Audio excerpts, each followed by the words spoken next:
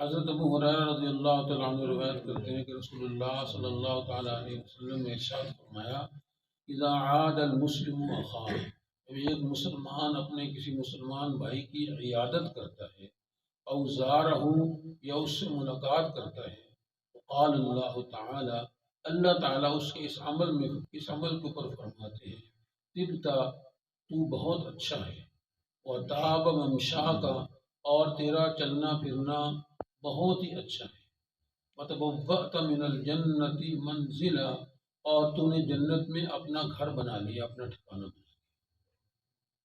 اس حدیث میں مریض کی عیادت کرنے اور اپنے مسلمان بھائی سے عمومی ملاقات کر کے اس کی خیریت معلوم کرنے کی عظمت اور فضیلت کو بیان کیا، کیونکہ ہم ایک معاشرے میں رہتے ہیں اور انسان جو ہے بنیادی طور پر اکٹھے رہنا ہی پسند کرتا ہے۔ کوئی بھی انسان اکیلا جنگل میں جا کے نہیں رہ سکتا، کیونکہ اس کی ضروریات دوسرے انسانوں کے ساتھ اللہ تعالیٰ نے متعلق کی ہوئی ہے۔ اس لیے سارے انسان ایک آبادی میں، ایک گاؤں کے اندر، ایک شہر میں اکٹھے مل جل کر رہتے ہیں، کوئی کام کرتا ہے، کوئی کام کرتا ہے۔ یہ سارے جتنے بھی کام ہیں یہ ہماری تمام کی ضروریات کے لیے ہوتے ہیں۔ اللہ تعالیٰ نے مختلف کاموں کو انسانوں کے اوپر بانٹ دیا ہے، تقسیم کر دیا ہے۔ جب ایک انسان ایک جگہ رہتا ہے تو ظاہر ہے اس میں کوئی بیمار بھی ہوتا ہے، کوئی کسی غم کے اندر، پریشانی کے اندر مبتلا بھی ہوتا ہے، تو بیمار کے حوالے سے یہاں فرمایا گیا، اذا عاد المسلم اخاہ، ایک مسلمان اپنے مسلمان بھائی کی عیادت کرتا ہے۔ عیادت کے حوالے سے آپ صلی اللہ علیہ وسلم نے بڑے فضائل بیان فرمائے۔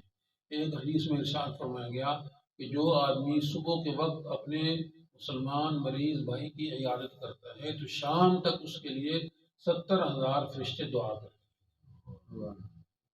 70,000 فرشتے اس کے لیے اللہ تعالیٰ سے مغفرت کی دعا کرتے ہیں، عیادت کرنے والا ہو۔ اتنی بڑی بات ہے، ایک فرشتے ہی ہمارے لیے دعا کر دے تو ہماری بخشش انشاءاللہ ہو جائے گی۔ 70,000 فرشتوں کی ڈیوٹی لگ جائے، اور جو شام کے وقت مریض کی عیادت کرتا ہے تو پھر اگلی صبح تک 70,000 فرشتے اس کے لیے دعائیں مغفرت کرتے رہتے ہیں۔ اتنی عظمت والی بات ہے۔ ایک حدیث میں فرمایا گیا کہ مسلمان کے ذمہ 6 حقوق ہیں، ان میں سے ایک حق یہ ہے کہ جب کوئی بیمار ہو جائے اس کی عیادت کرو، اس کی بیمار پرسی کرو، فوت ہو جائے تو اس کے جنازے میں جاؤ۔ اس طرح ایک حدیث میں فرمایا اطعم الجاعی وعود المریض وفک العانی، کہ بھوکے کو کھانا کھلاؤ، مریض کی عیادت کرو اور قیدی کو رہا کرو۔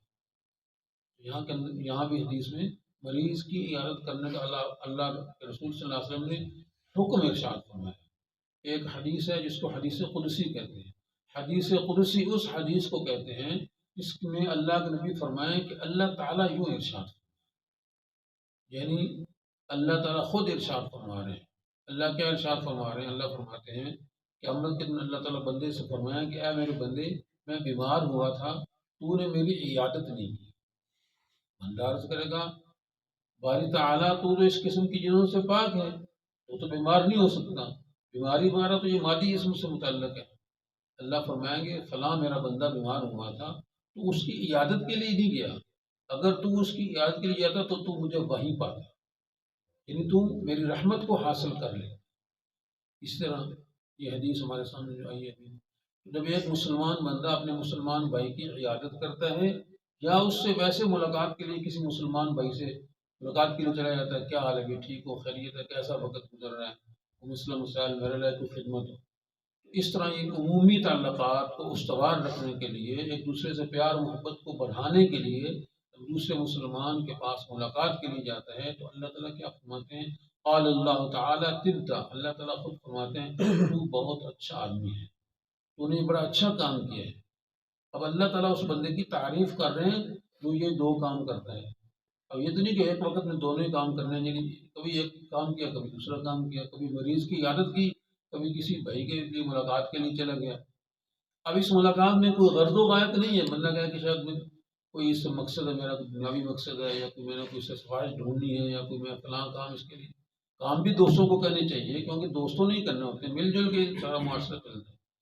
تو اللہ فرماتے ہیں تو بہت ہی اچھا ہے، اور فرمایا وطاب مشاء کا، تو جو چل کر گیا ہے پھر اپنے گھر واپس آیا، یہ تیرا چلنا پھرنا بہت اچھا ہے۔ اور فرمایا وتبوأت من الجنت منزلا، اور تو نے جنت میں اپنا ٹھکانہ بنا لیا، اپنے گھر بنا لیا۔ اتنا بڑا عمل ہے کہ اس کے بدلے میں اللہ تعالیٰ انسان کا جنت کے اندر گھر بنا دیتے ہیں۔ اللہ میں سمجھ نصیب فرمائے، عمل کرنے کی توفیق نصیب فرمائے۔